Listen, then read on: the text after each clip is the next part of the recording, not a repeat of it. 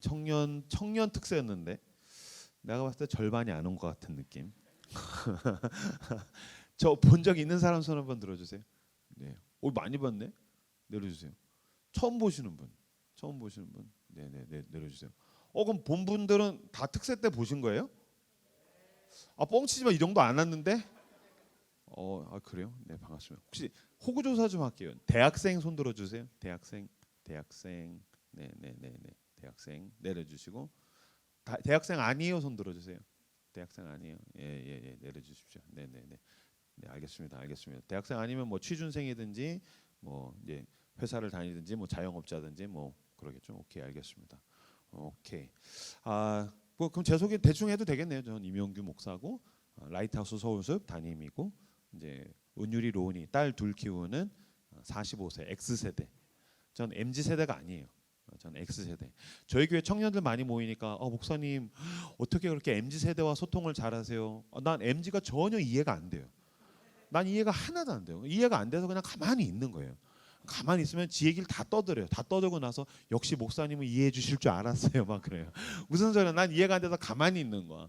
이제 그랬더니 막 이해해 주셔서 감사해요. 근데 나는 이제 X세대고 오늘 그리고 내일 이틀 동안 어쨌든 태풍이 오고 있지만 함께 말씀을 나누기를 원합니다. 오늘 인간은 왜 사고를 치는가라는 제목으로 같이 가룟 유다에 대한 이야기를 함께 나눠보도록 하겠습니다. 가룟 유다 다 아시죠? 혹시 교회 온 지 3년이 안 되시는 분 계세요? 교회를 처음 다닙니다. 교회 다닌 지 3년이 안 된다. 손 한번 들어주세요. 네, 없는 걸로. 그럼 가룟 유다 다 아는 걸로. 오케이. 가룟 유다 모릅니다. 손 들어주세요. 가룟 유다 모릅니다. 다 아시는 걸로. 알겠습니다. 저희 교회는 이제 완전 생짜들이 있어요. 교회를 태어나서 처음 오는. 막 30대 후반인데 태어나서 교회를 처음 와요. 그래서 가룟 유다 뭐 이런 거 잘 모르고 뭐 그러니까. 근데 여러분 이제 다 아시니까 그러면 어쨌든 간략하게 설명을 하면서 넘어가도록 하겠습니다. 우리나라에서 가장 수치스러운 이름 뭘까요? 우리나라 한국 역사상 가장 수치스러운 이름. 더 이상은 이 이름을 쓰지 않는 이름들이 있어요. 기억나는 거. 이완용이죠. 그죠? 가장 먼저 떠오르는 선명한 이름은 이완용입니다. 이완용. 나라를 팔아먹었어요. 이완용. 더 이상 이씨 성씨 중에서 자기 자녀 이름을 이씨가 완용으로 붙이지 않죠. 여기 이완용 형제 왔어요? 없잖아요. 누가 이씨가 자기 아들을 이완용으로 짓겠어? 아니, 비슷한 이름도 잘 안 짓습니다. 그죠? 만약에 내가 이씨인데 아들을 낳았어. 근데 아들아, 아빠는 아들이 장사꾼이 됐으면 좋겠어. 이것저것 팔다가 나라를 팔아라. 이완용. 이렇게 안 한다고. 그렇잖아.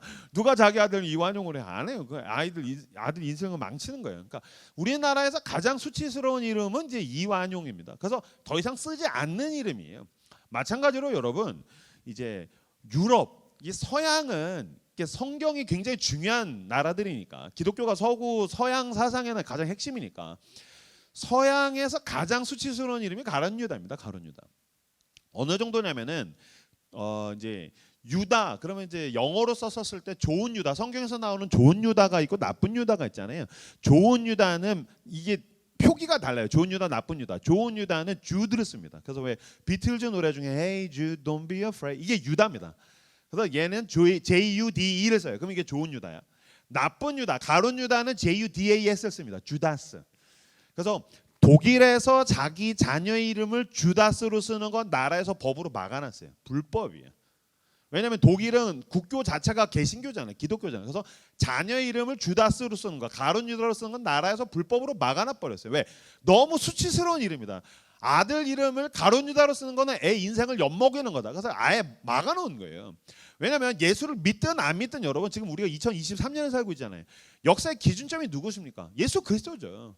그러니까 그를 하나님의 아들로 인정하든 말든 어쨌든 역사의 기준점이 예수 그리스도였기 때문에 예수 그리스도를 팔아먹은 가룟 유다의 이름을 쓰는 건 너무너무 수치스러운 이름이라는 거예요. 그럼 그 정도 되면 이 인간은 굉장한 악인인 거죠. 굉장히 부끄러운 인간이고 굉장히 수치스러운 인간이에요. 그럼 우리는 그 정도의 악인, 수치스러운 인간이라고 생각하면 사람들이 이미지적으로 했을 때 뭔가 이렇게 악인의 형상, 악인의 그 이미지를 떠올려요. 예수님의 제자들 쭉 생각하면 12제자, 11명은 경건하고 거룩한데 하나는 남다른 거지. 우선 여러분 말도 안 돼. 예수님의 제자 11명을 경건하고 거룩하게 생각하는 것 자체가 말이 안 되는 건데 어쨌든 경건하고 거룩한 11명의 제자 중에서 하나는 이제 완전히 사탄의 하수인 사탄 썩 있고 이렇게 삐짝 말라가지고서 얼굴은 이렇게 삐쩍해서 새카맣고 새빨갛고 얼굴 눈도 이렇게 쭉 찢어져가지고 막 예수님 팔아먹어야지 막 이렇게 생겼을 거라고 생각해요. 절대로 그렇지 않죠, 여러분. 저는 예전에는 성경 읽을 때 문학적 상상력을 동원하십시오라는 얘기 굉장히 많이 했었어요. 게다가 여러분이 나이가 1, 2, 3가 아니잖아요. 여러분 이제 청년이잖아요. 중딩이 아니란 말이야. 그럼 청년 정도 되면 성경을 읽을 때 어떻게 해야 됩니까? 넷플릭스적 상상력을 가지고 읽으셔야죠. 성경을 읽으실 때 유튜브적 상상력을 가지고 성경을 읽으셔야 되는 거죠. 예수님의 제자가 어떻게 경건하고 거룩게 생겼습니까? 말도 안 돼. 어떻게 예수님이 그렇게 패션 오브 크라이스트의 예수님을 상상하십니까? 말도 안 되는 거지 그건. 어떻게 예수님이 그렇게 생겼어? 예수님이 여러분 2000년 전에 중동 사람으로 왔어요. 그럼 얼굴이 하얘요, 까매요? 까맣죠. 직업이 뭐라고 알고 있어요? 목수죠. 근데 여러분 중동 지역에 나무가 어디 있어요? 무슨 목수야? 그 목수는 여러분 어떤 면에서는 집을 짓는 일용직 노동자에 더 가까운 거예요. 그러면 삐쩍 말랐겠어요? 근육질이겠어요? 이게 힘든 문제입니까? 여러분 일용직 노동자가 이렇게 삐쩍 말랐어요? 아니면 근육질이에요? 근육질이죠. 삐쩍 말랐으면 집 짓다가 채찍 맞으면 쓰러져 죽는 거지. 아니죠. 굉장히 우락부락하죠. 그러지 않고서는 예수님이 성전 정화하시는 거 아시죠? 그 노끈으로 채찍 만들어서 성전 정화해. 근데 만약에 예수님이 이렇게 강동원 같이 이렇게 삐짝 마른 꽃미남이야. 자매들이 갑자기 좋아하고 있어. 자, 그럼 여러분 예수님이 꽃미남이에요. 그럼 사람들이 예수님을 십자가에 못 박아 죽일 수 없어요. 이사야서에서 분명하게 흠모할 만한 모양이 없도다. 아니, 여러분 흥미로우니까 내가 얘기를 좀 더 해야겠네. 여러분 예수님이 완전 못생겼어요. 예수님은 십자가에 못 박아 죽일 때 사람들이 저주할 때에 죄책감을 못 느낄 정도로 못생겼어요. 흠모할 만한 모양이 없다. 그건 정확한 팩트로 온 거예요. 잉카 문명의 마지막 왕이 있어요. 잉카 문명의 마지막 왕이 어마어마한 폭군입니다. 매번 인신제사하고 자기는 모두 착취해가지고 맨날 파티를 벌였어요. 그래서 사람들이 뭐라고 했냐면은 악마다. 우리의 왕은 악마다. 근데 스페인군이 옵니다. 우리의 악마를 제거해달라. 그래서 스페인이 거기에 대한 당위성을 가지고서 점령한 거예요. 진짜 우리가 니네 왕 죽여도 돼? 죽여줘. 우리 왕은 악마야. 죽이자. 그래서 총을 가지고 가가지고서 잉카 문명을 싹쓸이했어요. 그래서 왕을 체포해서 처형하기로 합니다. 거기 강이 이렇게 호수가 있고 제일 가운데에 그 늘 인신 제사를 하던 데에다 이제 왕을 끌고 오는 거야. 그래서 모든 잉카의 그 군중이 모였어요. 죽여라! 우리의 왕을 죽여라! 악마를 죽여라! 막 분노했어. 드디어 우리의 왕을 제거한다. 악마를 죽이는 날이다. 그리고 스페인이 군대가 왕을 데리고 왔는데 왕이 꽃미남이야. 왕이 어마어마한 꽃미남이 나왔어요. 그 역사에 나왔어요. 어마어마한 꽃미남이 딱 나와서 끌려와 있는 거야. 사람들이 죽여라 죽여라 하다가 꽃미남이 이렇게 막 강동원 같은 이렇게 무릎 꿇고 앉았으니까 사람들이 갑자기 살려주자. 우리의 왕을 살려주자. 우리의 왕은 죄가 없다. 그래서 왕을 살려주자. 이유가 있겠지. 막 그러는 거야. 여러분 예전에 칼기 폭파 사건이라고 있어요. 북파 공작원이 칼기를 폭파했어요. 이 쌍놈의 새끼들 죽여라 죽여라 하는데 그 간첩이 나왔는데 너무 예쁜 여자가 나왔어요. 그때 진짜 국민들 뭐 하냐면 이유가 있겠지. 비행기를 폭파할 이유가 있겠지. 무슨 말이냐면 여러분 예수님이 꽃미남이었으면 사람들이 못 죽인다고요. 그러니까 죽여라 죽여라 그랬었을 때 그 죄책감을 못 느끼니까 그냥 얘다 그냥 가슴에다가 막 너무너무 아름다운 사람이 이러고 있으면 난 못 찔르겠어.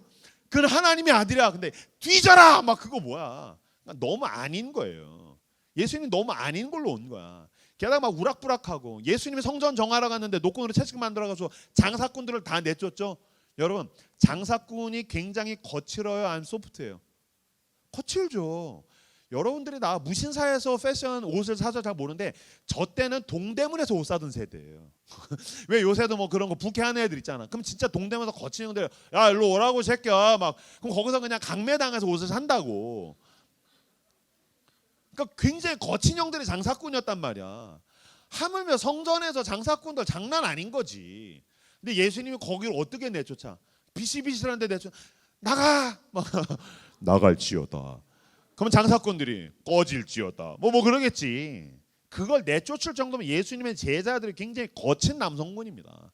예수님도 목숨대다가 여러분 예수님의 제자 중에 직업군 중 예수님의 제자 직업군 중에서 제일 많은 직업이 뭐예요? 어부죠. 피셔맨. 어부는 부드러워요, 거칠어요? 거칠죠. 어부는 굉장히 거칠어요. 제가 실제로 어디 의전 받아서 항구에 있는 어촌 마을에서 중국집에서 밥을 먹은 적이 있는데 점심에 짜장면이랑 짬뽕이랑 이렇게 탕수육 시켜 먹고 먹는데 여기에 그 어촌에서 일하는 어부 아저씨들이 조업이 끝난 거야. 새벽 내내 일하고 아침부터 술 드시던 분들이 점심까지 드시는 거야. 근데 여기서 이제 어부 아저씨들 한 4-5명이서 이렇게 술을 드시는데 친구야 우리가 새벽 내내 파도와 싸우며 물고기를 잡았으니 우리가 함께 축배를 들자. 이 말을 뭐라고 하냐면 아따 안 마시면 갈아서 막 물고기 밥으로 줄란게 하면서 막 너무 살벌한 얘기를 하는 거야. 나도 남성성 과잉인데 이 아저씨들 너무 무서워. 지금도 어부가 무서운 직업이면 2000년 전에는 말할 것도 없는 거죠. 얘는 굉장히 어부들이 거칠어요. 그러니까 예수님도 굉장히 거친 스타일의 남성이었을 확률이 굉장히 높고요. 게다가 어부들은 게다가 단순무식 지랄이란 말이야. 굉장히 거친 애들이에요. 특히 이 중에서 진짜 단순한 형이 있죠. 누구? 베드로. 말보다 주먹이 먼저 가는 스타일이에요. 이 형은 너무너무 단순해요. 말보다 주먹이 먼저 가는 스타일. 이렇게 뇌의 필터링보다는 감각에 의해서 움직이는. 지금으로 치면 ENFP 100입니다. ENFP들 있죠. 베드로는 100% ENFP. F100. 저는 INTP예요. I가 한 70 정도 됩니다. 그리고 T는 거의 90에서 100 이상이에요. 전 공감이 안 돼요. 난 우리 교회 청년도 왜 온지 모르겠어. 난 공감이 안 돼. 목사님 힘들어. 내가 더 힘들어 새끼야. 넌 애도 안 키우잖아. 난 애 둘 키워. 그런 자본주의 사회에서 내가 당연히 너보다 힘들지. 그러니까 네가 나한테 밥을 사야지. 막 그러면서 나는 T100이에요. 나는 팩폭하고 막 결혼 준비 안 해서 목사님 너무 힘들어요. 결혼하면 괜찮겠죠? 무슨 소리야? 결혼하면 본격적으로 힘들어. 결혼하면 본격적으로 힘들고 애 낳으면 뒤질 만큼 힘들어. 잘 생각해. 오늘이 네 인생에서 제일 쉬운 날이야. 닥치고 감사해. 목사님 복음을 들었네요. 막 그러면서 막 오늘이 제일 내 인생에서 쉬운 날일지어다. 막 그러면서 막 나는 팩폭하는 스타일이에요. 나는 T100이야. 난 이해가 안 돼. 베드로 같은 스타일은 진짜 이해가 안 돼 스타일이야. 요한복음 21장에 보면요. 여러분 예수님 부활하셔서 오십니다. 부활하셔서 오셨는데 요한이랑 베드로가 예수님이 부활한 다음에 예수님 십자가에 못 박히실 때 부인한 게 쪽팔리니까 도망가잖아요. 도망가서 물고기 잡고 있는데 요한복음 21장에 보면 그게 90m 바깥에서 예수님이 찾아오신 거예요. 인간의 시력이 90m 바깥에 있는 것을 식별하기가 쉽지가 않죠. 몽골 사람이 아닌 다음에야. 그러면 저쪽에 누가 사람이 왔어. 게다가 새벽이야. 안개가 있겠지. 물안개가 있겠지. 그 요한이 이렇게 보다 예수님 같은데? 뭔가 어쨌든 그 어떤 거룩한 감각에 의해서 알아봤을 때라도 예수님 같은데 그러면은 뇌가 필터링을 하며 진짜 예수님 의심해야 되잖아요. 예수님이야. 요한이 예수님이야라고 했더니 베드로가 풍덩하고 들어가요. 얼마나 단순해. 예수님이야 풍덩. 그러면 형 뻥이야. 그럼 어떻게 하려고? 형 그냥 빠마머리야. 유승범인가 봐. 뭐 이럴 수도 있잖아. 그러니까 베드로는 의심이 없는 스타일. 그러니까 뇌 필터링이 없는 스타일. 그러니까 말보다 주먹이 먼저 가는 스타일. 난 진짜 이런 스타일 때문에 내가 되게 힘들었던 적이 있는데 고등학교 때 제 불알 친구가 그 의철이라는 놈인데 얘가 진짜 정확하게 이런 스타일. 말보다 주먹이 먼저 가는. 그건 저 학창 시절 때는 이렇게 머리 그냥 3cm. 그게 다 했었어요. 그러니까 다 빡빡머리예요. 그럼 다 똑같이 생겼어요. 그럼 걔 가다가 봤는데 뒤통수가 친구 같아. 그럼 부르면 되잖아. 성원아. 그럼 봤어. 에이 새끼야 그제 가가지고서 뭐 이렇게 막 장난치고 뭐 헤드락 걸고 남자들은 다 이렇게 등신같이 노니까 그러면 되는데 의철은 꼭 먼저 가서 뒤통수 후려 갈겨. 그럼 가서 반갑다 새끼야. 하면서 딱 봤는데 아니네 그래. 그러면 이제 왜 때려? 때릴 수도 있지 새끼야. 막 싸워. 그럼 나는 조용히 이제 도망가는 거예요. 근데 걔 때문에 되게 힘들었었어요. 근데 베드로가 정확하게 이런 스타일이야. 그러니까 어부들도 거친데 게다가 베드로는 말보다 주먹이 먼저 가지. 그리고 여러분 예수님 제자 중에 진짜 살벌한 형이 있습니다. 자 따라서 해주세요. 셀로딘 시몬. 크게 따라서 해주세요. 셀로딘 시몬. 이름이 시몬이고요. 그 사람을 표현하는 게 셀로딘이에요. 셀로딘이라는 말은 여러분도 어색할 수 있는데 그 혹시 게임하는 사람 중에서 스타크래프트 해본 사람들. 스타크래프트에 나오는 그 프로토스 종족의 최소 공격 아이템이 질럿. 그 질럿이에요. 그래서 우리나라에선 질럿으로 표현됐는데 질럿은 잘못된 영어 표기고 젤롯이 맞습니다. 젤롯. 셀로딘, 젤롯이에요. 이걸 현대 영어 버전으로 바꾸면은 그게 어쌔신입니다. 그래서 여러분 그 질럿은 뭐예요? 이렇게 손이 칼날이에요. 프로토스. 여러분 게임 안 해요? 성경만 읽어요? 알죠? 그 손이 칼날이어서 이렇게 삐삐삐삐삐 걔예요. 걔가 젤롯. 어쌔신이요. 어쌔신. 에? 예수님 제자 중에 어쌔신이 있다고 해요. 어쌔신 시몬이에요. 이따만한 칼을 차고 다니는 애예요. 예수님 제자 중에 어쌔신이 왜 있어요? 당시가 로마의 식민지잖아요. 유대인 애들 중에서 로마 정부 요인들을 암살하는 집단이 있었어요. 그 어쌔신 시몬이에요. 우리나라로 치면 일제시대 때 안중근 생각하면 돼. 이또희를 보면 뒤져라. 정확하게 그 어쌔신 시몬이에요. 어떤 학자들은 조심스럽게 베드로도 그쪽과 연관이 있지 않겠느냐라는 얘기를 해요. 예? 베드로가요? 생각해봐. 예수님이 동산 위에서 기도하시고 나서 붙잡히시잖아. 그래서 대제사장의 그 군병들이 와가지고서 잡아갈 때에 베드로가 상대의 종 말고 어딜 잘라요? 다시 어딜 잘라요? 귀를 자르죠. 뭘로 잘라요? 뭐 손으로 당수로 쳐서 잘라? 성령의 능력 푸시 막 잘라? 귀를 칼로 자르지. 예수님 기도하는데 칼을 왜 차고 오냐고. 그러니까 여러분 좀 의심하면서 성경 읽을 필요가 있어요. 그러니까 예수님이 기도하신데 칼을 왜 차고 다니냐고. 그 상대 거를 뭐 잡아가지고서 뺏어서 잘라. 너무 동화적 상상력이잖아요. 그러니까 어쩌면 베드로도 그쪽과 연관이 있지 않겠느냐 하는데 이건 추정이고 확실한 건 셀로딘 시몬은 정확하게 그쪽이에요. 어쨌든 그러면 막 말보다 주먹에 가는 베드로가 있지, 어부들이 있지, 막 예수님도 약간 거칠지, 게다가 셀로딘 시몬 막 칼 차고 다니지. 예수님의 제자들이 굉장히 단순하고 무식하고 약간 그런 스타일들이 가까워요. 그런 가운데에서 오늘의 본문을 봅시다. 자, 21절, 13장, 21절, 22절 말씀 같이 한 목소리로 읽겠습니다. 시작.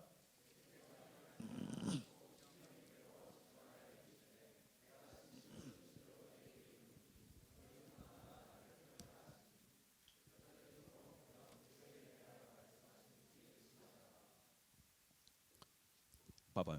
그러니까 예수님이 너네 중에 한 명이 나를 팔 거야. 라고 했더니 제자들이 의심하더라. 너네 중에 한 명이 나를 팔 거야라는 말 자체가 여러분 진짜 사람 미치게 만드는 말인 거예요. 왜? 예수님의 제자들 어떻게 했어요? 모든 걸 버리고 3년간 따라갔어요. 그거 왜 여러분 남일이라고 쉽게 생각하시면 안 돼요. 만약에 여러분 오늘 예배 가운데 진짜 성령이 막 놀랍게 역사해. 막 이명규 목사 따위가 설교했는데도 하나님의 영께서 막 여러분에게 놀랍게 역사해서 여러분은 콜링이에요. 그럼 여러분 모든 거 버리고 따라갈 수 있어요? 쉽지 않아요. 단기 선교 1년 갈 수 있어요? 쉽지 않아요. 대학생도 휴학하고 단기 선교 갈 수 있어요? 쉽지 않아요. 1년? 쉽지 않아요. 직장인들 직장 버리고 주님 따라갈 수 있어요? 쉽지 않아요. 뭐 직장이 뭐야? 11조도 쉽지 않아 하잖아요. 그잖아요. 인간관계 조금 힘든 것도 쉽지 않아 하잖아요. 내 감정 기복 하나도 우린 신앙으로 못 이겨내잖아요. 나는 하루 좀 고생하면 나 진짜 고생 많이 한 것 같아. 교회에서 조금 봉사활동 좀 하는 것 때문에 우리 맨날 허덕이잖아요. 우린 그깟 걸로도 힘들었는데 3년을 올인했다고요. 모든 걸 버리고 인간관계, 가족, 돈 모든 걸 버리고 3년을 올인했는데 그 내가 올인해서 베팅한 대상인 예수님이 얘기하신 거예요. 야, 니네가 3년간 나 따라가는 거 이제 쓸데없어요. 니네 중에 한 명이 날 팔아먹거든. 배신해. 이건 여러분 주식에 투자했는데 그냥 완전히 떡락한 거예요. 폭락했다고. 그러니까 내가 어마어마하게 망했다는 얘기인 거예요. 그 가운데서 21절에 22절에서 제자들이 의심하더라. 누가 우리 주님을 팔아먹지? 이건 유아적 상상력이고. 자, 우리 함께 율동해 볼까요? 누가 우리 주님을 팔아먹나요? 아니지.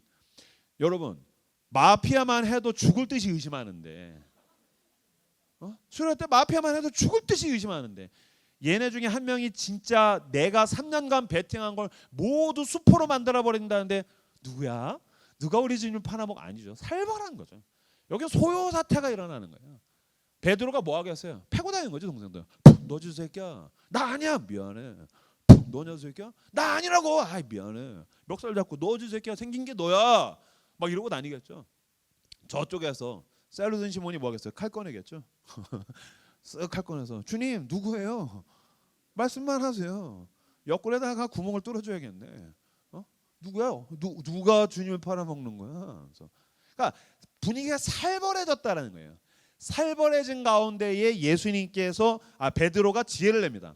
베드로가 패고 다니다 이러다가는 예수님을 패도 답이 안 나겠어. 그래서 베드로가 직접 물어보기로 생각을 합니다. 자, 13장 23절에서 25절까지 23절에서 25절까지 읽겠습니다. 시작.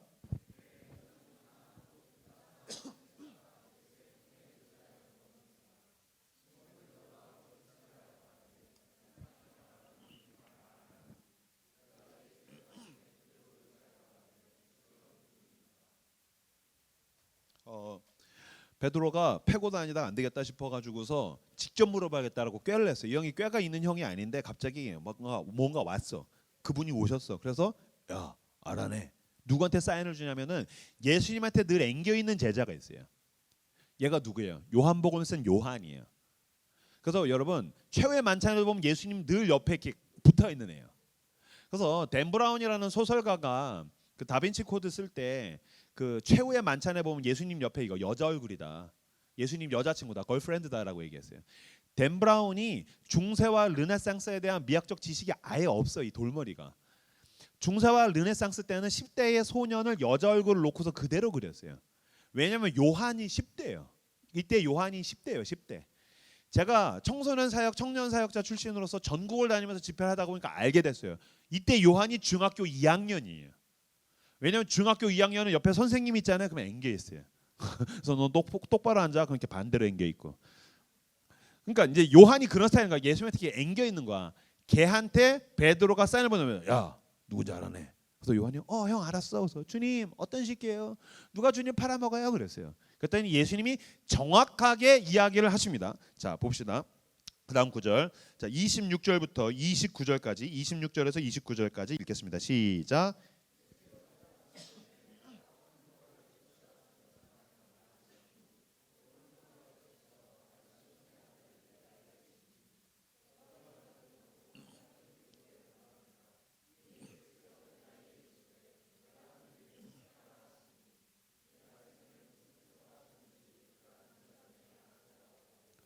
어떤 이들은 유다가 돈꾀를 맡았으므로 명절에 우리가 쓸 물건을 사라 하시는지 혹은 가난한 자들에게 무엇을 주라 하시는 줄로 생각하더라. 아멘. 베드로가 사인 보냈어요. 요한이 주님 누구예요? 그랬어요. 예수님이 그러셨어요. 내가 이 떡을 적셔서 주는 자니라. 내가 이 빵을 포도주에 적셔서 주는 자다. 그리고 이거 적셔서 정확하게 누구 줬어요? 성경에 누구 줬대요? 가룟 유다 줬대요. 정확하게 성경에서 예수님이 내가 이 떡을 적셔서 주는 자다. 떡을 적셔서 가룟 유다 줬어요. 그럼 만약에 여러분 가룟 유다가 사탄의 하수인 같이 생겼어요. 그러면 떡을 적셔서 가룟 유다를 주자마자 어떤 일이 일어날 것 같아요? 베드로가 딱 보고 널 줄 알았어 새끼야. 달려가서 점프해서 드롭킥 차겠죠. 날려차기 하겠죠. 그럼 가룟 유다가 푹 맞고 우와 하고 쓰러질 때 이제 셀로딘 시몬이 칼을 꺼내가지고 찌르겠죠. 너 새끼 우리 주님을 팔아먹어 찔러 많이 묻다 이거 더 모으라 더 모으라. 그러면 이제 가룟 유다 쓰러지겠죠. 가룟 유다 쓰러지면 제자들이 뭐 하겠어요? 다구리 밟겠죠. 모여가지고서 막 밟아! 그래서 막 밟겠죠. 그럼 밟히면은 가룟 유다가 뭐 하겠어요? 죽겠죠. 가룟 유다가 죽으면 예수님이 그거 보시고 다 이루었다 이렇게 가겠죠. 가룟 유다가 만약에 사탄의 하수인 같이 생겼다면 걔는 그 자리에서 죽어요. 여러분 가룟 유다는 완전 죄 안 짓게 생겼어요. 가룟 유다는 완전 교회 오빠 같이 생겼어요. 가룟 유다는 완전 교회 언니같이 생겼어요. 죄 지을 거라고 상상도 못하게 생겼어요. 여러분 저같이 생기지 않아요? 죄 짓기 쉽지 않아요. 죄 지으면 나예요.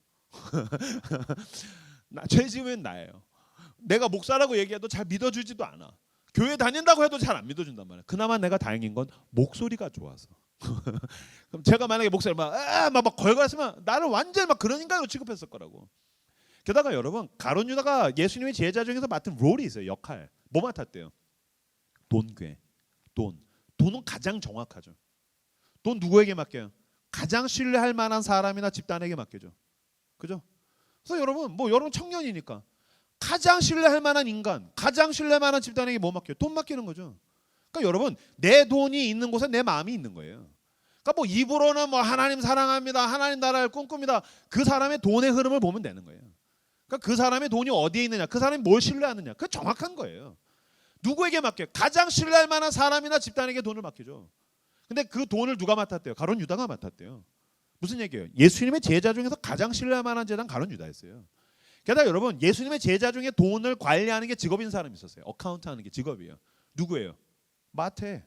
마태복음을 쓴 마태는 세리예요. 세관 공무원이라고요. 세금 걷고 돈 걷는 게, 이게 돈 관리하는 게 직업이에요. 근데 왜 마태 안 시켰을까요? 처음에 아마 마태 시키자는 얘기가 나왔을 거예요. 야, 마태 형 시키자. 이 형 돈 관리하는 사람이야.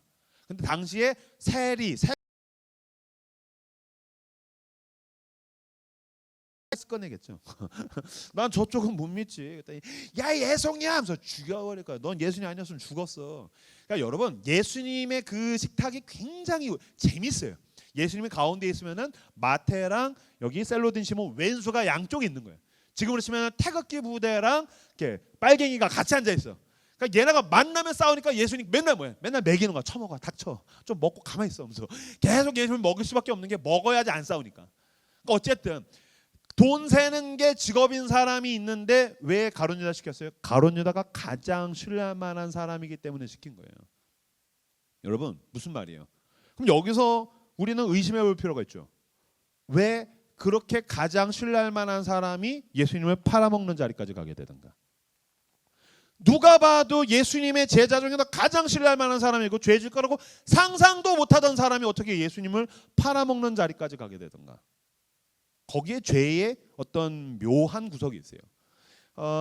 몇 년 전에 너무너무 가슴 아픈 뉴스를 본 적이 있어요. 부천에서 한 여중생이 살해됐어요. 부천에서 한 여중생이 살해됐는데 자기 침대에서 3달 동안 방치되어 있었어요. 애가 죽었는데 방치되어 있었고 그 부모가 학대하다가 죽였어요. 부모가 같이 때려서 죽였어요. 죽인 다음에 침대 위에 죽어있는 걸 3달을 그대로 시체가 썩어 있는데 방치했어요. 그리고서 그 부모의 직업을 알아봤더니 아빠가 목사였어요. 제가 그거 보고 말도 안 돼. 아빠가 목사라고? 이건 이단일 거야. 이건 사입일 거야. 근데 그 아버지가 대한민국에 있는 정통 교단에 있는 신학교의 교수였어요. 그리고 독일에서 박사 학위까지 받고 정통 신학교에서 교수로서 재직을 하는 목사라는 거예요. 내가 그거 보고 너무너무 충격을 받았어요. 이건 말이 안 된다. 이걸 내가 어떻게 해석을 해야 되냐? 어떻게 이런 일이 있을 수 있냐? 하나님, 내가 이걸 어떻게 해석해야 됩니까? 난 이단이겠지, 사입이겠지, 뭐 말도 안 되는 그냥 군소신학교 출신이겠지. 아니요, 독일에서 신학 박사를 받았고 그 사람은 우리나라에서 유명한 신학교 교수인데 집에 와서나 딸을 학대하다가 딸을 때려 죽였어요. 딸이 죽었는데 3달간 침대 위에 방치해놓고 자기는 신학교에 가가지고서 교수로서 재직을 하는 거예요. 신학을 가르치는 거예요. 하나님, 어떻게 이런 일이 있을 수 있습니까? 내가 이걸 어떻게 해석해야 됩니까? 고민하다가 내가 깨달음을 얻었어요. 그렇지, 그럴 수 있지. 왜요? 믿음은 예수님과의 사적인 관계이기 때문에 그래요. 내가 목사라는 게 나의 믿음을 알려주지 않아요. 내가 3대째 예수 믿는 집안이야라는 게 내 믿음을 드러내지 않아요. 여러분, 저는 40대 중반이에요. 45입니다. 유튜브 찾아보면 저 나오고요. 네이버 찾아봐도 저 나오고요. 40대 중반 중에서 특히 코로나 가운데서 한국 교회가 다 침체할 때 우리 교회는 순식간에 200명 넘게 모여요. 그래서 지금 한 270명 출석하고 있어요. 어떻게 다 몰락하고 있는데 거기는 청년들이 모여드나요? 코로나인데 어떻게 그렇게 교회는 잘 되나요?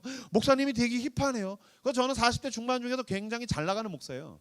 내가 이렇게 재수없는 이야기를 자랑하는 이유가 내가 목사로서 잘 나간다는 게 내 영혼에 요만큼도 도움이 되지 않아요.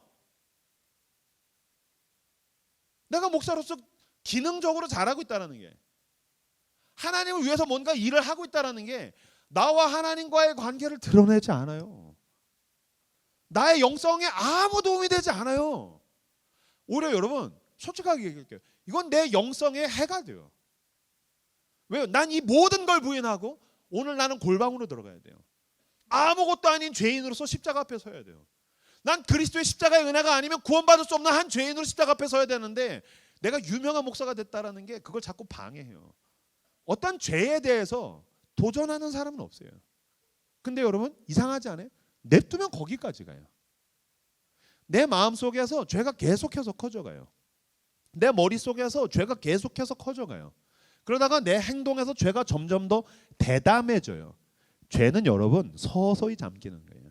나도 모르게 서서히 잠겨가고 커져가는 거예요. 저는 믿지 않는 말이 있어요. 죄가 우발적이라는 말. 죄는 우발적이지 않아요. 서서히 잠겨가는 거예요. 왜? 남자 형제들 포르노를 보지 않습니까? 그러면 갑자기 봐요? 아니요. 점심쯤 되면 작은 마음이 쓱 들어와요. 그럼 느낌이 와요. 마치 삼겹살이 땡길 때처럼 작은 마음이 쓱 들어와서 그게 서서히 번져가요. 아 이상한데?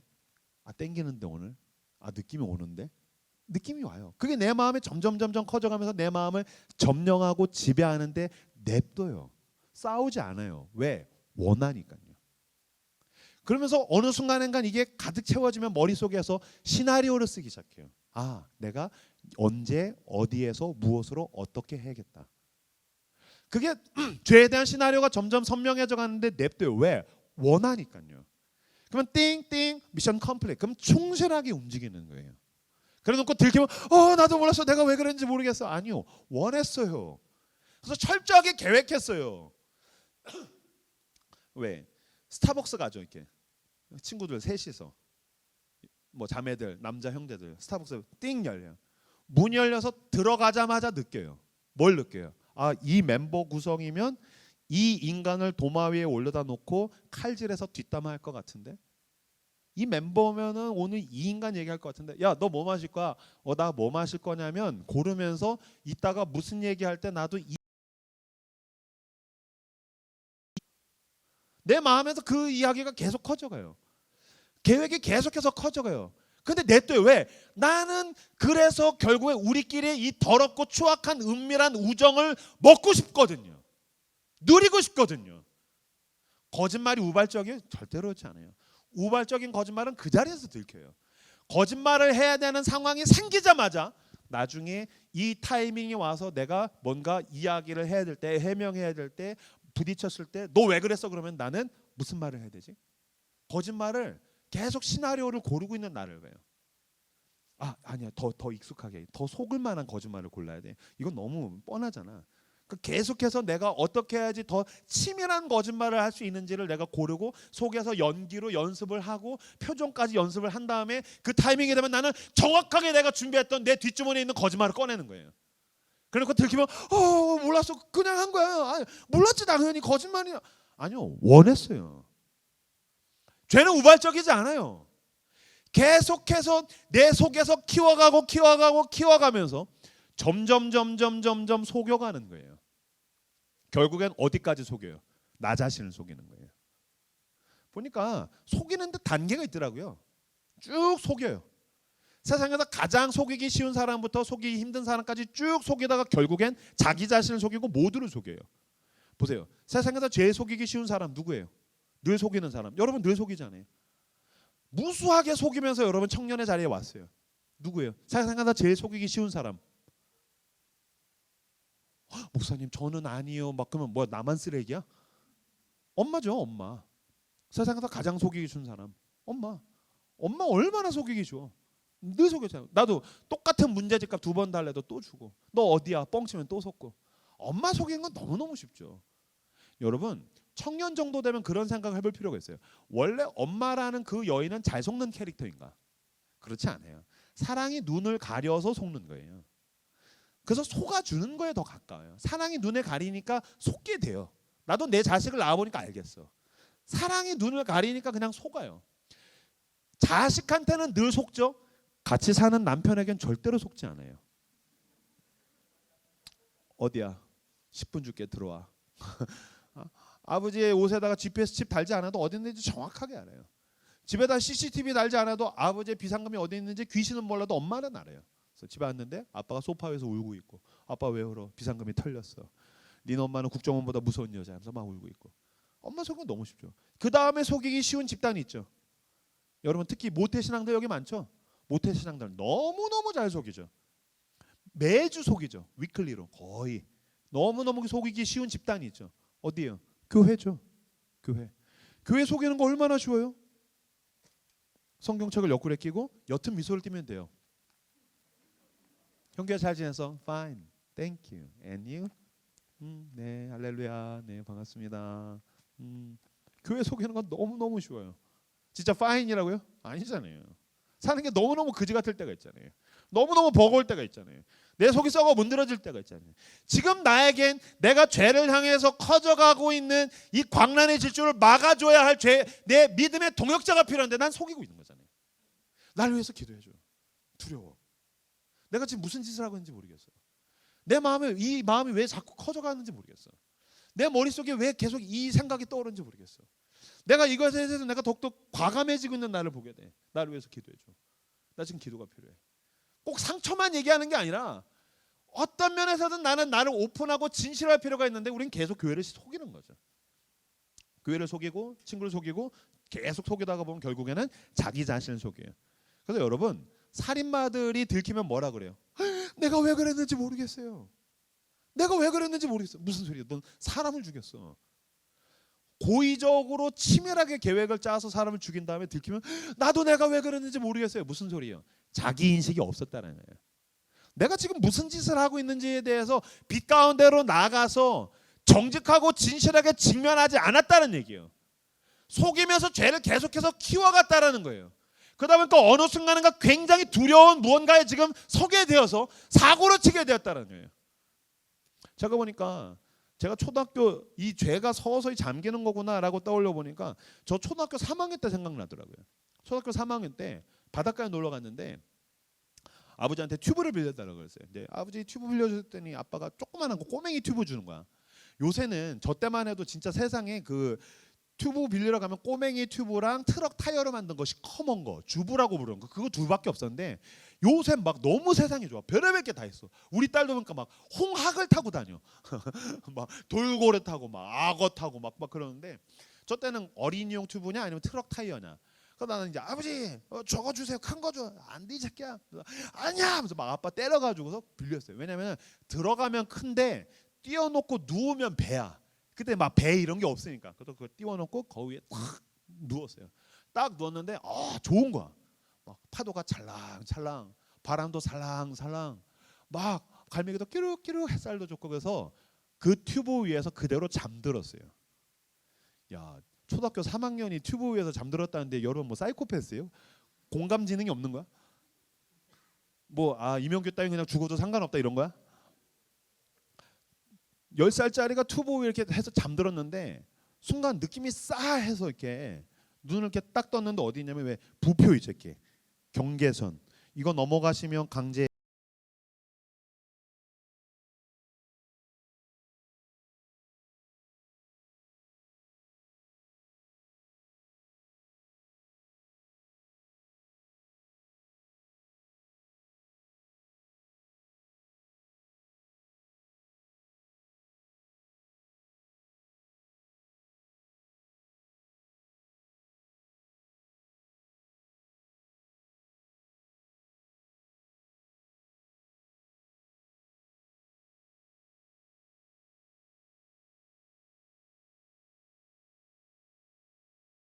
같아요.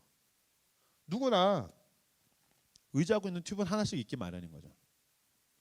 뭐 괜찮아. 그래도 뭐 노예와 같긴 해도 월급을 탈 수 있으니까.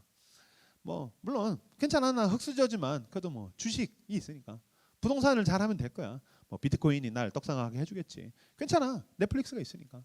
괜찮아. 그래도 뭐 난 친구들이 있으니까. 뭐 게임을 할 수 있으니까. 나는 쇼핑을 할 수 있으니까. 괜찮아. 누구나 자기가 의지하고 있는 튜브가 하나쯤은 있기 마련이에요. 그 튜브에 의지해서 영혼의 눈을 감아요. 그러면 나는 자연히 아버지 하나님이 계신 안전한 해안에서 죄의 파도에 휩쓸려서 서서히 멀어지는 거예요. 계속해서 멀어지고 있는데 어느 순간인가 아버지 하나님이 계신 안전한 해안에 어떻게 돌아가야 될지도 모르겠고 내 힘으로는 돌아갈 수도 없고 계속해서 나는 죄의 파도에 떠밀려 가고 있는데 나는 내 영혼은 잠들어 있어요. 그때 사탄이 여러분에게 반드시 들려주는 자장가가 있어요. 이 목소리는 100% 다 들었을 거예요. 그리고 이건 하나님은 절대로 이런 대사를 하신 일이 없어요. 이건 100% 사탄이에요. 내가 뭔가 쎄해서 내 안에서 하나님께서 나로 하여금 wake up, 일어나, 깨어나, 돌아와 라고 이야기하실 때 내가 저 눈을 부시시 뜨려고 할 때 사탄이 내 귀에다가 자장가를 불러줘요. 이렇게 얘기해요. 괜찮아. 들키지만 않으면 돼. 하나님이 음성을 들으면 그 성령의 음성에 귀를 기울이고 가면 갈수록 그 주님의 음성이 점점 커지죠. 내가 널 사랑한다. 저를 사랑하신다고요? 내가 널 사랑해. 하나님 저를 사랑하신다고? 그럼 난 너의 있는 모습 그대로 사랑한단다. 예 주님 나도 주님을 사랑하기 원합니다. 형규야 나와 함께 가자. 주님의 음성을 따라갈 때 그 음성이 점점 커지듯이 사탄의 음성도 마찬가지로 괜찮아 들키지만 하면 돼. 진짜? 그럼 들키지만 않으면 돼. 다 그러고 사는 거야. 누가 네 마음을 알겠어? 누가 네 생각을 알겠어? 들키지만 않으면 되는 거지. 진짜? 하긴 그렇긴 그래. 야 그럼 다 그러고 살아. 목사도 그러고 살고 뭐 장로님들 다 그러고 살고 교회 다니는 사람 다 그러고 살잖아. 어떻게 그렇게 야 누가 그 정도도 안 하고 사냐? 하긴 야 나 정도면 괜찮지. 그래서 사탄은 나를 내 영혼을 잠재워요. 그래서 우린 들킬까 봐 두려워해요. 들켜서 망신당하는 게 두려운 거예요? 아니요. 우리가 진짜 두려워해야 되는 거는 아버지 하나님이 계신 안전한 해에서 서서히 멀어져서 죄의 망망대해로 밀려가는 걸 두려워해야 돼요. 죄의 망망대하는 건 뭐죠? 어디도 육지가 없어서 어떻게 돌아가야 될지에 대한 자포자기의 상태에 가게 되는 거죠.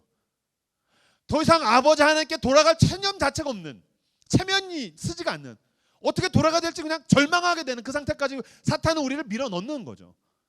그 알량한 튜브 하나 의지해서. 그리고 여러분 죄의 망망대까지 가면은 사탄이 기다렸다는 듯이 푹 나타날 거예요. 웰컴. 여기까지 오느라 고생했어. 내가 너에게 선물을 줄게. 누구세요? 누구긴 누구겠어. 내가 너에게 자장가 불러줬잖아. 괜찮아. 들키지만 않으면 돼. 그건 내 목소리였어. 내가 너에게 이제 선물을 줄게. 그리고 주머니에서 송곳을 꺼내서 당신이 의지하고 있는 튜브를 푹 하고 찌를 거예요. 바람이 빠지고 나면 나는 폭삭 몰락하게 되는 거예요. 그래서 그 유명하던 목사도 스캔들로 순식간에 몰락해요. 그래서 그 유명하던 재벌도 순식간에 스캔들로 몰락해요. 그 정치인도 연예인도 순식간에 몰락해요. 괜찮겠지. 나는 괜찮겠지. 아니요. 그래서 가룟 유다도 거기까지 가요. 그 신학 박사도 거기까지 가요. 그럼 넌 달라요? 당신은 달라요? 아니요. 우린 다 똑같아요. 우린 다 가룟 유다 같은 인간인 거예요. 쟤는 죄 안 짓겠지. 아니요. 난 당신을 신뢰할 수가 없어요. 아니요. 나는 나를 믿을 수가 없어요. 가룟 유다의 가장 치명적인 문제는 예수님을 팔아먹은 게 아니에요. 가룟 유다의 가장 치명적인 문제는 무엇입니까? 끝까지 속였다라는 거예요. 한 번도 진실한 적이 없었어요. 한 번도 정직하게 자기를 직면한 적이 없었다고요. 한 번만 정직했으면. 만약에 예수님이 예고를 하시잖아요. 니네 중에 한 명이 날 팔아먹을 거야. 가룟 유다에게 졌을 때 그 자리에서 털푸덕 무릎 꿇고 예 주님 접니다. 예 접니다. 아니면 예수님한테 체면이 없으면 형제라며. 이 예수님의 제자들의 3년간 지낸 형제라면서요. 저 여러분에게 묻고 싶어요. 여러분 공동체입니까? 여러분 교회 맞습니까? 교회라면서요. 공동체라면서요. 그럼 교회하고 공동체가 나 잘된 거 자랑하는 집단인 거예요? 세상에서 자랑하는데 거기서 끼울리니까 여기서 여기서 뭔가 좀 할만하니까 자랑하는 거예요? 뭐 밖에서 브루노마스 콘서트 가게는 안 되니까 그냥 여기서 찬양하면서 뛰는 거예요? 워터밤 가게는 조금 거시기하니까 그냥 여기서 막 즐기고 놀려고 수련회 오는 거예요? 아니잖아요. 그리스도 안에서 그리스도의 피로 묶여서 성령의 매는 줄로 묶여서 세상과 저항하며 내 죄와 너의 죄와 함께 싸우며 이 세상을 치유하고 회복하려고 주님께서 우리를 형제와 자매로 brother and sister로 묶어주신 거 아닙니까?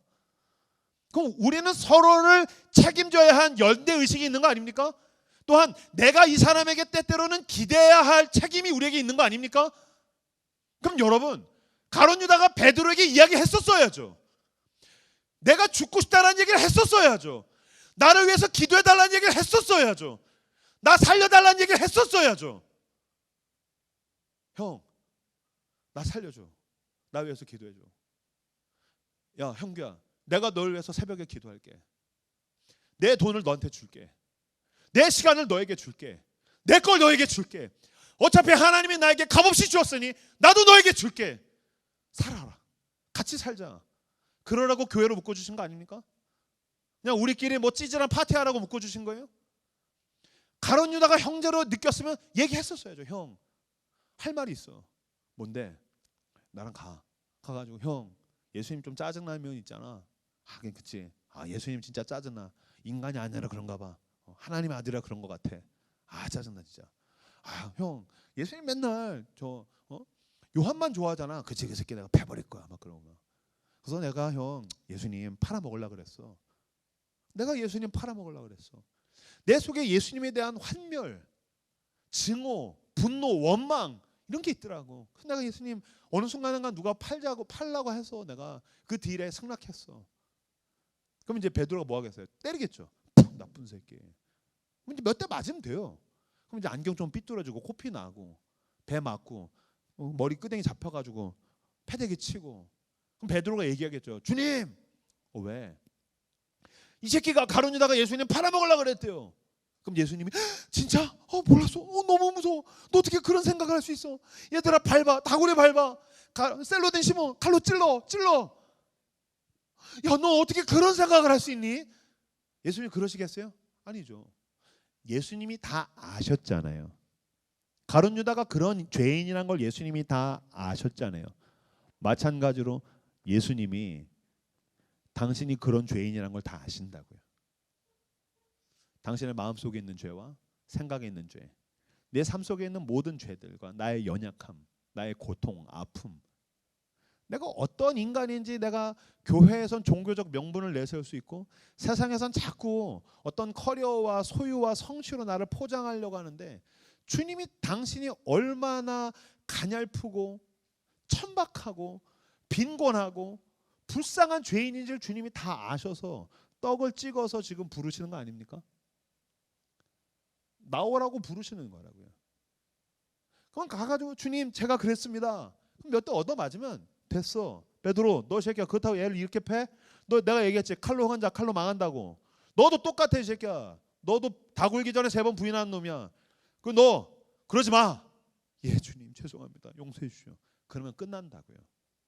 근데 가룟 유다는 끝까지 속였어요. 제가 예전에 청소년 사역할 때 저희 교회는 대부분의 교회는 그리스도의 양이 있으면 저희 교회는 그리스도의 양 아치만 100명이었었어요. 막 문신한 애들 막 문신도 이렇게 레터링은 애교죠. 앞에는 호랑이, 뒤에는 용. 그리고 여름에는 이렇게 용 문신한 애들이 이렇게 그물로 된 시스루 틀이 있고요. 그럼 설교하고 있으면 저쪽에 호랑이가 그물에 걸려 있어요. 막 나가고 싶다 막 그러고 있고. 그 제가 설교하면은 여자애들 막 화장을 해요. 그 전 설교를 재밌게 할 수밖에 없어요. 설교가 재미없으면 막 여자들이 집단적으로 화장을 해. 그럼 여자들이 막 화장하고 있으면 내가 교회에 있는 건가 올리브영에 있는 건가 막 헷갈리고. 막 어느 날은 진짜 실화로 설교하고 있는데 공주 거울을 꺼낸 거예요. 그래서 우리 교회 룰이었어요. 공주 거울은 안 된다. 화장품 거울은 오케이. 너도 살고 나도 살아야 되니까. 근데 공주 거울은 금지다. 너무 크니까. 근데 공주 거울 꺼낸 거 같아. 야 이 새끼야 공주 거울은 안 된다 그랬지. 그랬더니 걔가 저한테 공주 거울을 이렇게 가리키면서 공격 그랬었어요. 공격. 그래서 순간 이런 게 공격이구나. 근데 그 중에서 한 놈이 저는 얘네가 하는 생자의 기도가 너무 좋아요. 난 얘네가 하는 그 날것의 기도가 하나님을 향한 그 순수한 마음이 너무 좋아요. 어떤 새끼는 기도시켰더니 수련회 다음 주에 기도시켰더니 나와가지고 양아치인데 예수님 근데 막 울어요. 주님 막 울어요. 주님 그러니까 하나님한테 뭐라고 얘기를 하고 싶은 거야. 홀로 한 분이신 그분을 찬양하고 싶은 거야. 나 같은 죄인을 사랑하신 그 그리스도를 찬양하고 싶은 거야. 근데 이게 말이 짧으니까 이게 돌머리니까 주님, 예수님, 예수님은 킹왕짱이에요. 그래서 막 우는 거야. 그때 순간 울어야 돼, 웃어야 돼. 그래서 막 예수님은 킹왕짱이에요. 그래서 그렇구나. 주님은 홀로 높임 받으시기 합당한 왕이십니다. 뭐 이런 뜻이구나. 킹왕짱이에요. 그래서 막 또 한 놈은 기도시켰더니 주님 우리가 오늘 교회에 나와 이렇게 솔까만 하게 해주니 감사합니다 그러는 거예요. 나 그 기도 너무 좋았어요. 여러분 믿음은 하나님 앞에 솔까말하는 거예요. 믿음은 하나님 앞에 솔까말하는 거예요. 저는 김혜권 교수님이라고 숭실대에 있는 교수님 너무너무 좋아해요.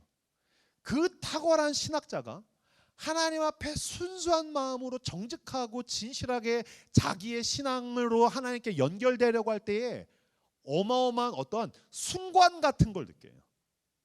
대단한 신학적 지식을 내세운 사람들이 대단해 보이는 게 아니고 그 대단한 사람이 하나님 앞에 너무너무 진실하게 정직하게 자기를 직면하고 그 은혜 가운데로 나가니까 내가 얼마나 작아져요? 내가 얼마나 빈곤해요? 그러지 않아요? 난 이명규라는 인간의 천박함을 견딜 수가 없어요. 주님, 십자가 가운데로 나가면 난 오늘도 은혜가 아니면 살 수가 없는 죄인입니다. 그럼 결국엔 기도라는 거 얼마나 진실하게 솔직하게 나갑니까? 믿음은 결국 하나 앞에 솔까마라는 거라고요. 근데 여러분, 병원에 가면 환자의 자세로 나가야 되는데 의사의 자세로 나가는 인간들이 있더라고요. 교회에 나가면 환자의 자세로 나와야 되는데 의사의 자세로 나오는 인간들이 있어요. 여러분, 예수 그리스도 나의 치유자, 나의 구원자 가운데로 나갈 때는 나는 죄인으로, 환자로, 그런 작은 인간으로 나가는 거라고요. 그 솔까마라고 나가는 거라고요. 저는 제일 싫어하는 장소가 있어요. 공간. 어딜 싫어하냐면은 치과를 너무너무 싫어요. 치과가 너무너무 싫어요. 여기 혹시 치과 의사 선생님 계세요? 치과 의사 선생님? 아니면 부모님 중에 한 분이 치과 의사 선생님이다. 부모님 중에 뭐 치과 의사 선생님이 계시다. 없어요? 분명히 없다 그랬으니까 나 이제 맘 놓고 디스할 거야. 분명히 없다 그랬어. 내 책임 아니야. 저는 우선 치과가 너무 무서워요. 세상에서 제일 무서워. 치과가 제일 무서워. 우선 딱 들어가잖아. 그럼 냄새가 무서워. 그 포르말린 냄새. 너무 무서워요. 근데 냄새는 약과지. 그다음 뭐가 무서워요? 소리가 무서워요. 위바지가 막 너무 무서워요. 막 누군가 지금 고문 당하고 있어. 막 저쪽에서 으아 막 대한독립 만세 막 독립군 기지는 어디 너 있느냐 하면서 막 너무 무서워. 소리 너무 무서워요. 그러니까 가면 그 치료 도구들 너무 무섭게 생기지 않았어요? 난 주변에 치과 의사 선생님이 지인에 있으면 꼭 이 이명규 목사의 이 불쌍한 이야기를 꼭 전달해 줘. 난 이해가 안 되는 게 이렇게 가면 어차피 이렇게 의자에 눕잖아. 그럼 얼굴 가려요. 얼굴 가린 다음에 그 치과 도구를 그때 가지고 오면 되잖아. 숨겨놨다가. 게다가 치과에 있는 그 주사도 보면 그냥 병원엔 주사 있으면 치과는 주사 막 이렇게 생겼어. 주사, 드릴, 바늘들 막 이렇게 생겼어. 그걸 제일 잘 보이는데도 그러니까 이거 숨겨놨다가 편하게 누우세요. 이렇게 누워. 그러면 얼굴 가리고 간호사 고문하자 갖고 와. 그럼 되잖아. 그때 갖고 오면 되잖아. 근데 그걸 제일 잘 보이는 의자 옆에다 딱 두고 그거 보고 위축돼 있으면은 꼭 선생님이 편하게 누우세요. 막 이렇게 해요. 난 그게 너무 무서워요. 이걸 치워야지 편하게 눕지. 진짜. 근데 내가 치과 너무 무서워해서 치과 잘 안 가는데 지금도 이제 갈 때가 되는데 여기가 라미네이트예요. 이렇게 석고 심지에다가 도자기 씌운 거예요. 근데 이게 신혼 때 이제 신혼 전이지. 결혼 준비하다가 같이 밥을 먹다가 아내랑 그때 여자친구죠. 밥을 먹다가 빠졌어요. 툭 빠졌어요. 근데 빠지면서 빠직했어. 무슨 소리야? 심지가 부서졌어요. 그래서 이렇게 쪽팔리니까 이렇게 쓱 꼈어.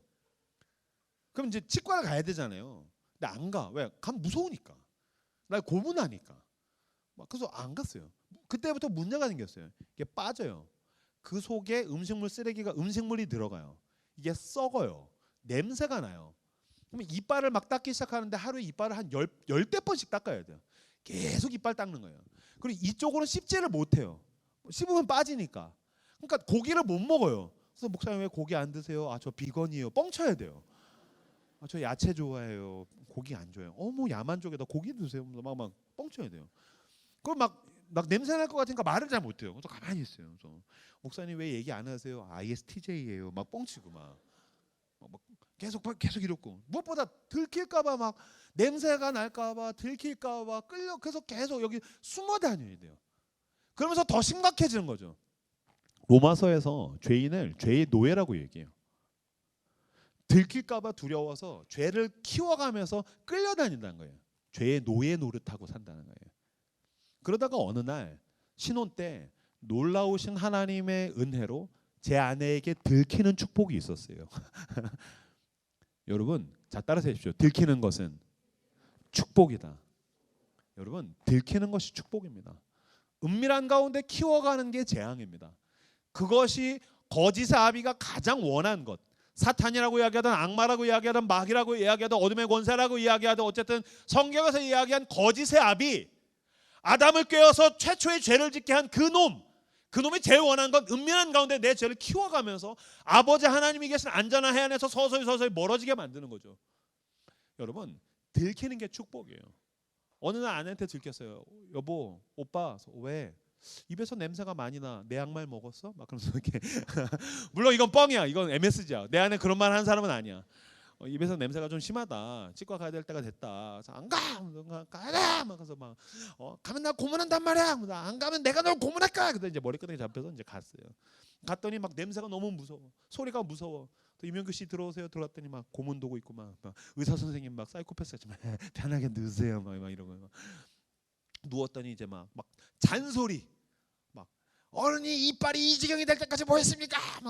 막 자존심 상한다. 막 수치스럽다. 부끄럽다. 입 벌리세요. 입 벌리고 그때부터 막 고문하는 거야. 1시간 동안. 피시가 대한독립 만세. 1시간 치료 받았어요. 1시간 치료 딱 받고 새 이빨 장착했어요. 1시간 어떤 자존심 상하고 부끄럽고 더러운 입을 내보내야 되고 오픈하고 그렇게 치료받고 아프고 고통스럽고 그 1시간 치료를 딱 받고 나서 새 이빨 딱 끼고 병원을 딱 나가는데 병원 나가는데 거기에서 내 마음에 소리가 들렸어요. Welcome to the brand new world. 새 이빨 하나 꼈는데 Welcome to the brand new world.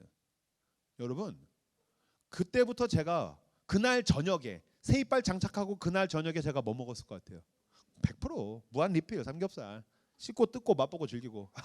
난 육식주의자. 난 지금도 고기만 먹는 사람이에요. 난 고기만 먹어. 난 자유야. 이빨 한 2-3번만 닦으면 돼요. 그냥 말하고 싶으면 마음껏 말하면 돼요. I'm free. 난 자유야. 고린도후서 5장 17절. 누구든지 그리스도 안에 있으면 새로운 피조물이라. 이전 것은 지나갔으니 보라 새 것이 되었도다. 거짓사비는 나를 죄를 숨기면서 끌려다니라고 이야기해요. 계속 전전긍긍하면서 죄를 키워가면서 나중에 들키면 더 감당 못할 그 폭탄이 터질 때까지 끌고 가요. 그러나 여러분, come back to me. 주님께서 말씀하신 거예요. come back to me. 돌아와. 여기서 부르짖는 것처럼 아빠! 내 힘으로 못 가죠. 내 힘으로 못 가서 나의 죄를 위해서 하나님의 아들 예수 그리스도께서 나의 죄를 대신해서 모든 죄의 대가를 하셔서 이제는 찾아오셔서 손을 내미시는 거예요. 이명규의 죄를 위해 못 박히신 그 손이 당신의 죄를 위해 못 박히신 그 손이 당신에게 내미는 거예요. 내 손을 잡아. Come back to me. 돌아와. 너 어디로 가고 있어? 너 왜 죄를 키워가고 있어? 내 어둠 가운데로 넌 빨려 들어가고 있어. 돌아와. 여러분 우리가 할 수 있는 건 뭐예요? 진실의 힘. 하나님 앞에 진실하게 나아가는 거예요. 이건 유치한 회개가 아니에요. 당신의 마음속에 무엇이 있습니까? 나는 몰라요. 하나님의 성령은 아실 거예요. 당신의 머릿속에 무엇이 있습니까? 나는 몰라요. 하지만 하나님은 아시죠. 당신은 아무도 보지 않을 때 어떤 사람으로 살고 있습니까? 교회를 벗어나서 당신은 세상에서 어떠한 사람으로 살고 있습니까? 나는 모르죠. 하지만 하나님은 아시죠. 그 하나님 앞에 나가세요. 그 십자가 한 대로 나가십시오. 회개하십시오. 주께서 당신을 용서하시고 그리스도의 보혈의 은혜로 깨끗게 하실 것입니다. 그제서야 비로소 I'm free. 난 자유합니다. 들키라 그래. 난 대가를 치를 거야. 뽀록 나도 상관없어. 나는 그리스도인이야. 난 유명한 목사라는 게 나에게 소중하지 않아. 난 그리스도인인 게 더 소중해. 나는 세상에서 이야기하는 커리어와 소유와 성취가 중요하지 않아. 난 그리스도인이라는 게 나에게 중요해. 주님, 나는 당신과 친해지기 원합니다. 난 당신께 더 가까이 가기 원합니다. 그 십자가 가운데로 더 가까이 나아가는 저 여러분들 다 되시기를 그리스도 이름으로 축복합니다.